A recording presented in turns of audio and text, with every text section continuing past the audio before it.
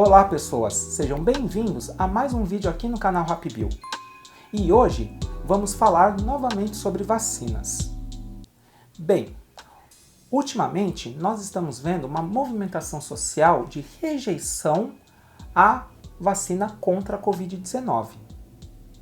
No passado, nós já vimos esse tipo de reação, muitas vezes impulsionado pelo desconhecimento do que é a vacina, de como ela é feita e também quais são os seus efeitos. Mas o que nós vemos hoje, será que é reflexo desse desconhecimento ou é algo mais profundo? Bom, primeiro vamos ter que analisar o que é vacina. Bem, nesse vídeo aqui do card, eu falei um pouco mais sobre vacina e, resumidamente, vacina é um composto que tem a finalidade de ativar a resposta imunológica do nosso corpo contra algumas doenças infecciosas. Isso tem por finalidade duas coisas básicas. Primeiro, diminuir a disseminação dessas mesmas doenças infecciosas e, segundo, diminuir também o número de casos de mortalidade por essas doenças. Mas para isso, a população deve ser vacinada de maneira massiva para que nós consigamos alcançar a imunidade de rebanho, como a Simone disse aqui nesse vídeo. Bem, mas a vacina ela é formada por vários tipos de compostos, entre eles alguns de origem biológica, como fragmentos ou ainda corpos inativados de vírus e bactérias, ou ainda de origem sintética, como são os conservantes, os estabilizantes e antibióticos, que têm a função de aumentar o prazo de validade dessas vacinas.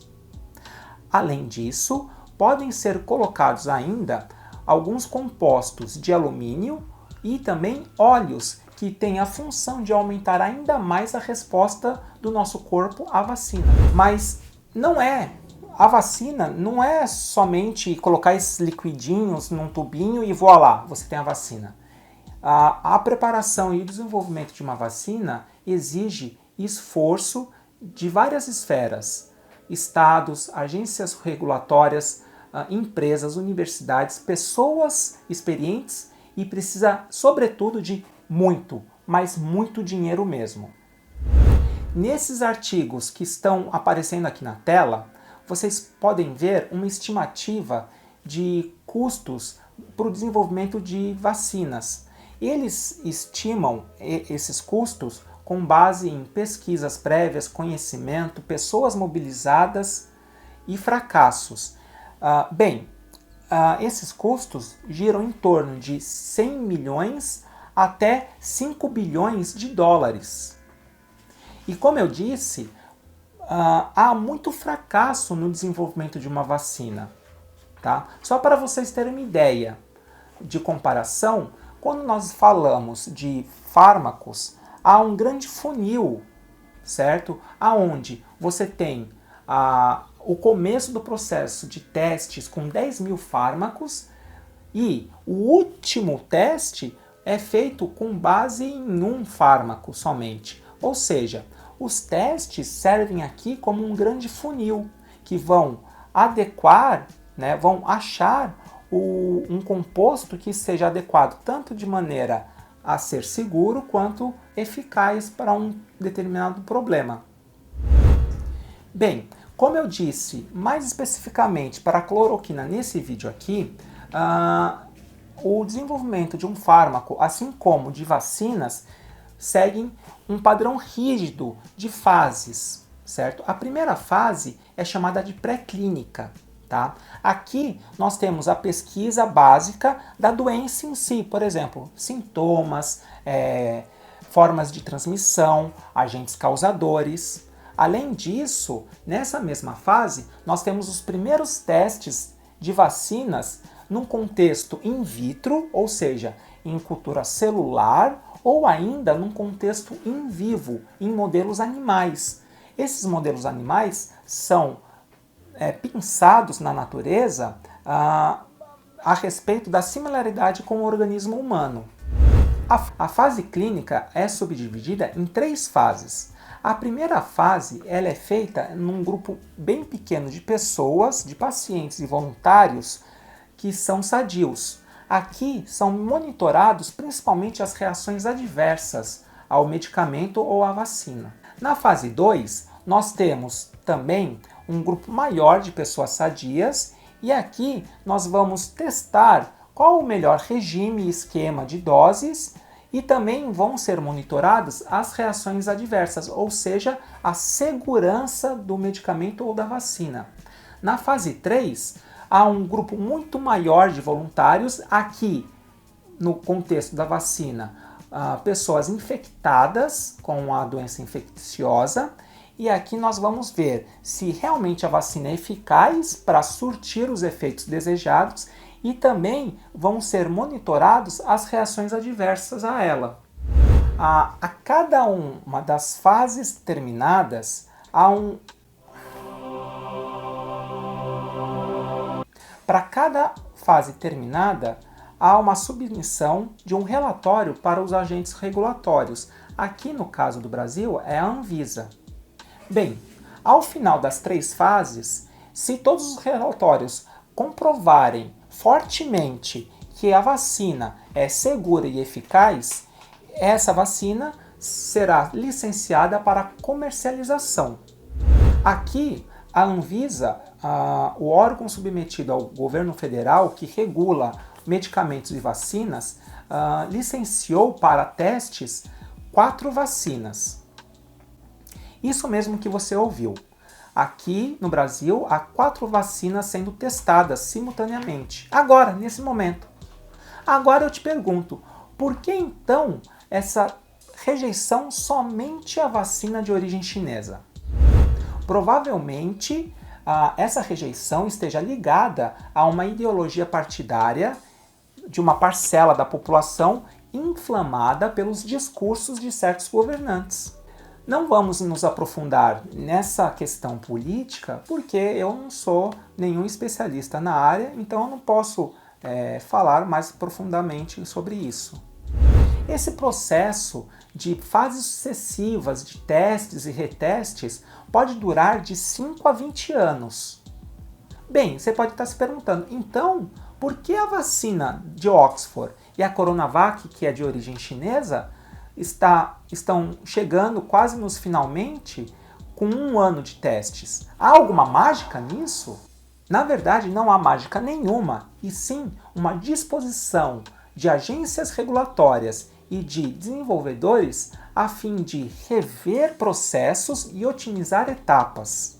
Além disso, outros fatores podem fazer com que esse processo de desenvolvimento de vacinas seja acelerado. Um deles é um montante de investimento inicial no desenvolvimento delas. Por exemplo, os Estados Unidos estão investindo em pesquisa contra a Covid e desenvolvimento de vacinas uma bagatela de 100 bilhões de dólares. Já o Reino Unido está desembolsando dos seus cofres públicos cerca de 2 bilhões de dólares. Esse montante tem como finalidade acelerar o processo inicial do desenvolvimento das vacinas, dando fôlego assim às instituições de pesquisa. O Brasil, por sua vez, investiu somente 100 milhões de dólares. Porém, aqui nós temos também outro fator que pode acelerar ainda mais o processo, que é justamente a mobilização de instituições e pessoas experientes no processo de desenvolvimento dessas vacinas. No caso da Coronavac, nós temos o Instituto Butantan, que tem pelo menos 100 anos de experiência com agentes imunológicos. Já a vacina de Oxford está sendo desenvolvida com a ajuda da Fiocruz, que é outro órgão extremamente competente no desenvolvimento desses fármacos.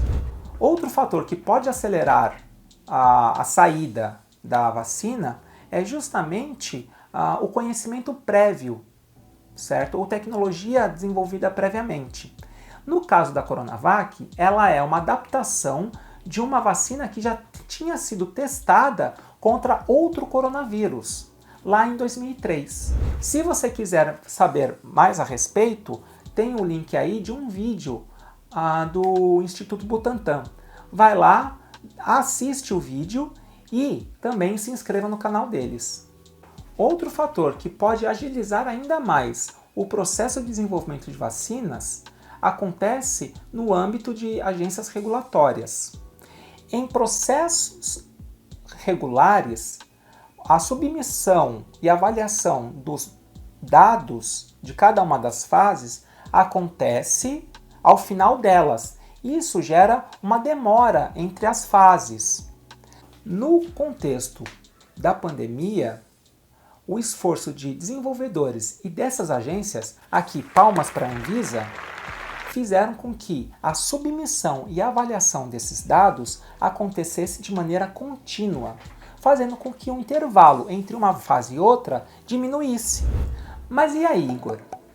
Essas vacinas são realmente seguras? Para a vacina de Oxford, a Fiocruz prometeu à Anvisa disponibilizar todos os dados de segurança e eficácia até o final de dezembro. Para a Coronavac, 50 mil chineses foram testados e, neles, 5,3% obtiveram reações adversas. A grande maioria desses casos são de reações leves, por exemplo, dores no local da picada ou ainda febres leves. Apenas 0,03% tiveram reações adversas graves, como dores de cabeça, fadiga e febres intensas, níveis considerados normais pela Anvisa. Haja vista que essa mesma agência permitiu que o Instituto Butantan tivesse mais 4 mil voluntários para fazer testes complementares. Para o início de dezembro estão marcados os testes da fase 3 dessa vacina. Para o início de dezembro está marcado o início dos testes de fase 3, ou seja, aqueles testes que vão bater o martelo para a eficácia dessa vacina. Quero deixar frisado aqui que não devemos aceitar ser vacinados com uma vacina que não tenha sido rigorosamente testada e todo o processo corrido até o final. Mas rejeitar qualquer uma das vacinas nesse momento é fazê-lo de maneira sem base nenhuma em evidências científicas. Bem, o vídeo acabou. Eu gostei muito desse tema. É um tema que eu estudei bastante, tá? Eu espero que vocês tenham gostado do vídeo. Se esse for o caso, dê o seu like, compartilhe com mais amigos e se inscreva no canal para fazer com que a comunidade RapidBio cresça ainda mais. Todos os links de referências ou de vídeos estarão aí na descrição. Aqui eu me despeço, um forte abraço, até logo e até o próximo vídeo. Tchau!